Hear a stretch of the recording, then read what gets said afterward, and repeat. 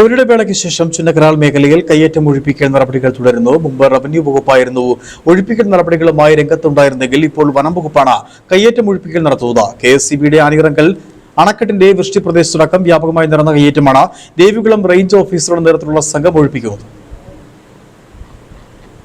ചിന്നക്കനാൽ വില്ലേജിലെ survey number 34/1 ഉൾപ്പെടുന്ന Chinnakanal under reserve വനഭൂമിയിലാണ് കയ്യേറ്റ ഒഴിപ്പിക്കൽ നടപടികളുമായി വനം വകുപ്പ് മുന്നോട്ടു പോകുന്നത്.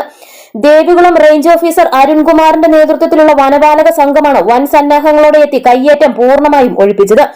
ഏകദേശം 1.5 ഹെക്ടറോളം വരുന്ന അതീവ പരിസ്ഥിതി പ്രാധാന്യമുള്ള വനഭൂമിയാണ് കയ്യേറ്റക്കാരുടെ പിടിയിൽ നിന്നും വനം വകുപ്പ് തിരിച്ചുപിടിച്ചത്. ഏകദേശം 5 ഹെക്ടറോളം സ്ഥലം വരും. ഈ സ്ഥലത്ത് നമ്മൾ 1969 ഈ പ്രദേശത്ത് യൂക്കാലി പ്ലാന്റ് ചെയ്തിരുന്നു. അത് ഫെയിലർ ആയി കഴിഞ്ഞപ്പോഴത്തേക്കും നമ്മൾ 2001 പൈൻ പ്ലാന്റ് ചെയ്ത് പ്ലാന്റേഷനായി സംരക്ഷിച്ചു വരുന്ന സ്ഥലമാണ്. ഇതിപ്പം ഈ KSCBയുടെ ക്യാച്ച്മെൻറ്റ് ഏരിയയുടെ മറവിൽ ഇവർ ഇവിടെ നിന്ന് ഏലം കൃഷി ചെയ്ത് കയറി വരിക. ആദ്യം ഒരു അലവാങ് ഉപയോഗിച്ച് ഒരു ചെറിയ കുഴി കുത്തി അവിടെയായിട്ട് ഓരോ ഏലത്തട്ട നടും. ഏലത്തിന് വില കൂടുന്നതിനനുസരിച്ച് ഇവർ തെളിച്ച് കയ്യേറുക. ഇതിപ്പം പ്രധാന പ്രശ്നം, ഇവിടെ ഏകദേശം ഈ ചിന്നക്കനാൽ മേഖല 17ഓളം ആനകളുണ്ട്. ഈ ചക്കക്കൊമ്പൻ എന്ന് പറയുന്ന ഇവിടുത്തെ ഒരു പ്രോമിനൻ്റ് ആയിട്ടുള്ള എലിഫൻ്റാണ്. അത് മസ്ത് സമയമാണ്.